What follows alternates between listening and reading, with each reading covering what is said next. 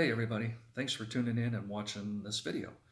In today's video, I'm going to spend a few minutes and talk about the internet and how we bring the internet into our rig while we're out camping.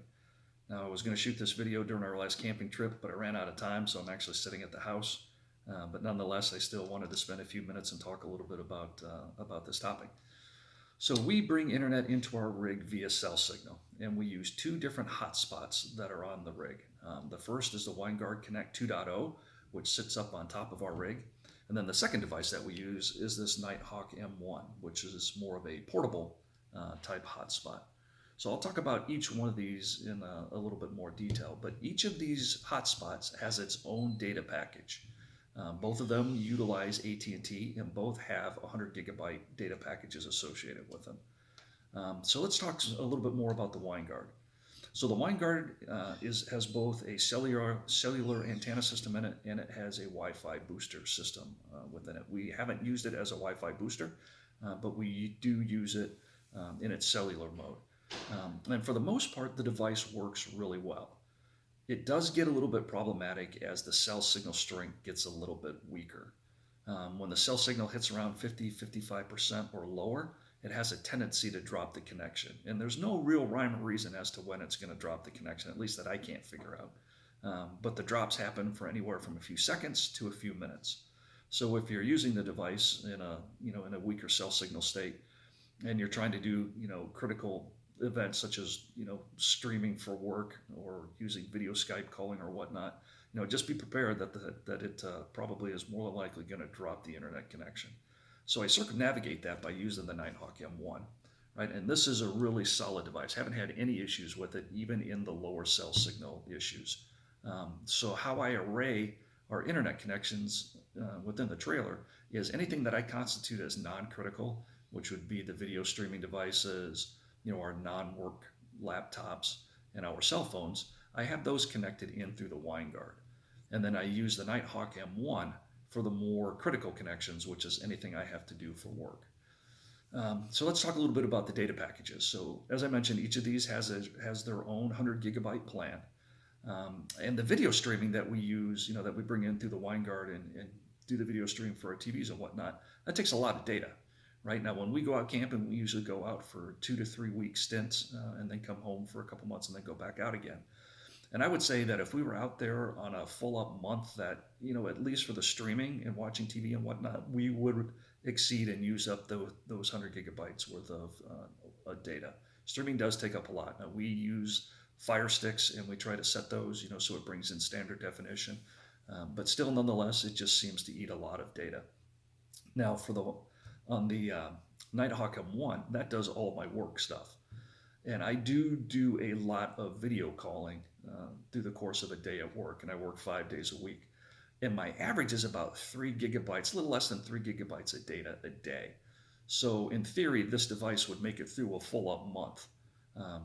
And then what I would probably do then is I would have whatever data runs out on the WineGuard, I would just ship those devices over to the Nighthawk to finish out the M1 or to finish out the month.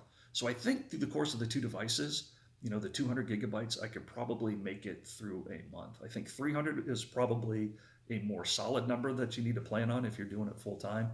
But for me, I really think I can squeak by on 200 gigabytes worth of data. Now, also what I connect to our Nighthawk M1 is our Blink security cameras. So we do have a couple of cameras that are on the camper that look at the back end of the camper to make sure that while we're sleeping or while we are away for the vehicle, that nobody is messing around behind the camper and has the potential to take stuff. So that is routed in through the Nighthawk M1 as well. But again, I think the split that we use, it works pretty good. Now, I do have everything through AT&T, and I know a lot of folks will say it's best to have multiple carriers because one cell signal strength will probably be, a little bit stronger than others, and I would probably tend to agree with that.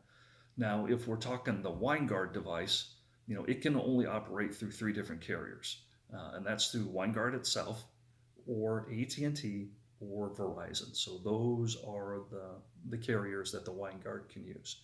Now, the Nighthawk M1 is specific to AT&T, but you can get the device unlocked, so in theory, it can work on any of the cell carriers. But like I said, what we use right now is AT&T on both of them, and we haven't had any issues wherever we've been. So The Nighthawk also offers a few additional, benefits that you can use versus um, the Winegard. It also is a MIMO capability. It's a 2x2, but it has the capability to hook up an external MIMO antenna to the device. Now, I haven't tried that yet. I may very well do that because it looks like you can get some external MIMO antennas that have some gain to them, about 8 or 9 decibels. So that may help, in instances where there's a lower cell signal strength. So on the Nighthawk M1, you can hook up an external MIMO antenna. On the Winegard, you cannot. It's a self-contained unit. And then also on the Nighthawk, you can do something called band locking. Now, band locking is pretty neat. Um, and it allows you to go in and actually lock onto a cell signal band that's being provided through AT&T. So here's kind of a rough example. So let's say you have cell signal A and cell signal B. Now, cell signal A is a very strong signal, but it has a slow data throughput. And cell signal B has a weaker cell signal, but it has a faster data throughput. The device inherently will lock onto the stronger cellular signal. So in this case, it would be cell signal A.